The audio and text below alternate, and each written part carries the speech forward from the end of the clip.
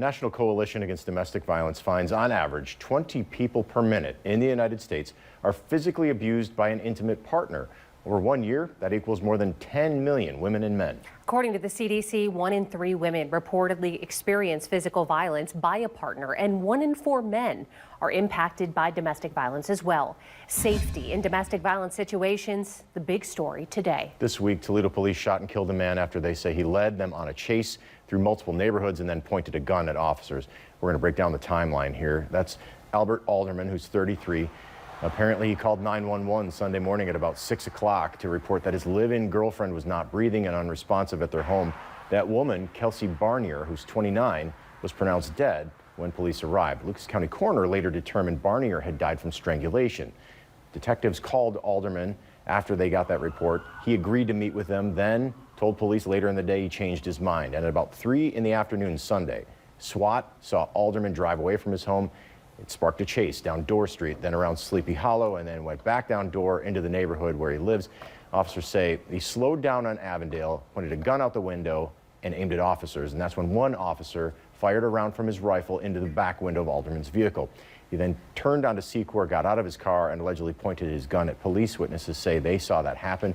TPD says 4 officers shot him and knocked down the suspect. They also again shot because he began to get up and allegedly pointed his gun at police once again. Next thing I heard, he said, drop your gun, drop your gun, drop your gun. Next thing, pa, pa, pa, pa, pa, pa. Then my kids, they're downstairs, they run upstairs. They're kind of scared.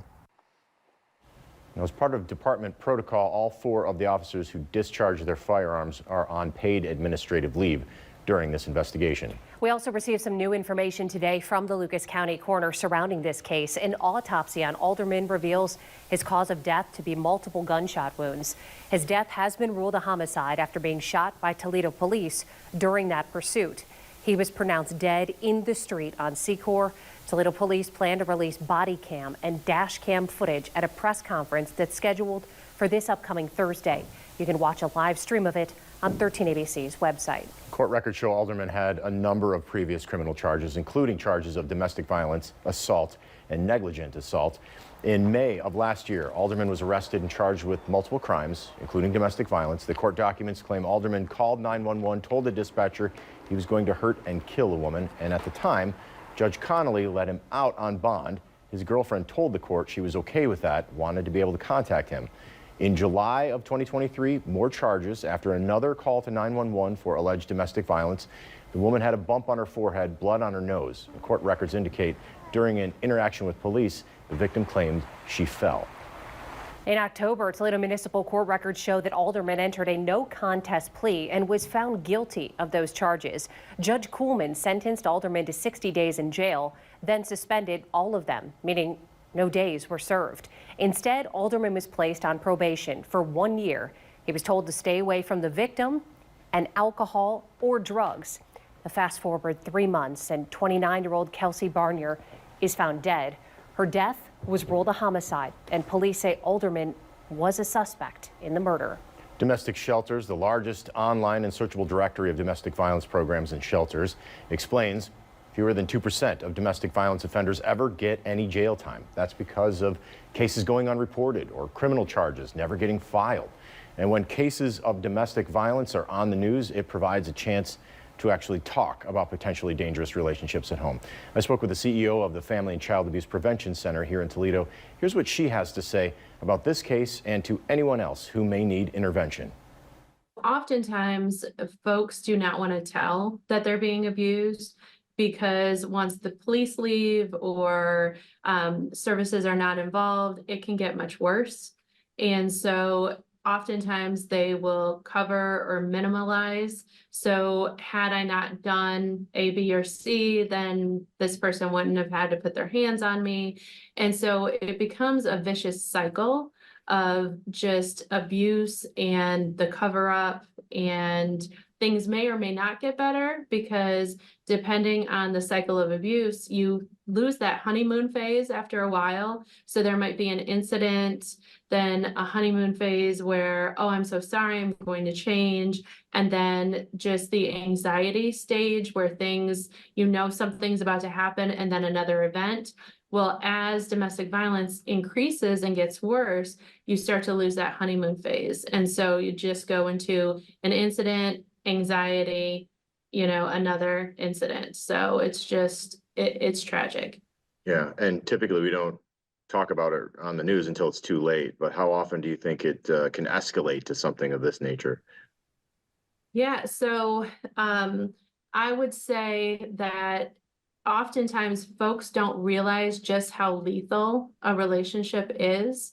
And so having that history of calling the police, or even having other folks, having neighbors or loved ones or folks calling the police on your behalf because you can't or won't do something about it, that's a huge indicator of violence escalating.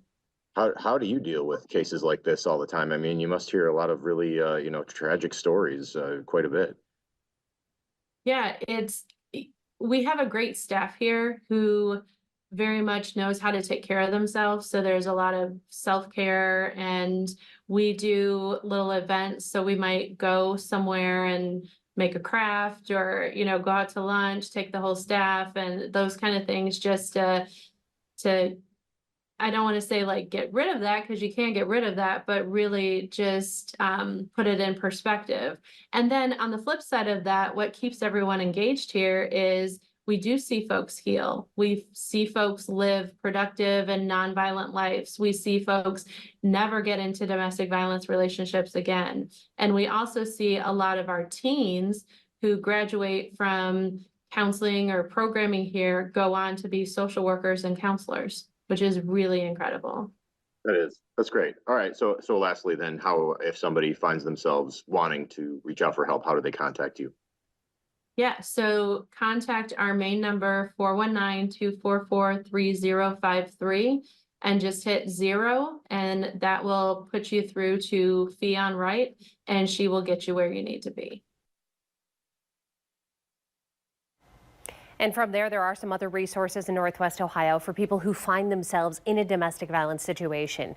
Those include the Bethany House. It's a long-term shelter for those trying to escape from a domestic violence situation. The YWCA of Northwest Ohio, another vital resource and shelter for survivors. And the Action Ohio, it's a coalition for battered women. We have a link to all 3 of these organizations on our website. And as a reminder, you can watch the entire big story by downloading the 13 Action News app. It is available for a download in your phone's app store.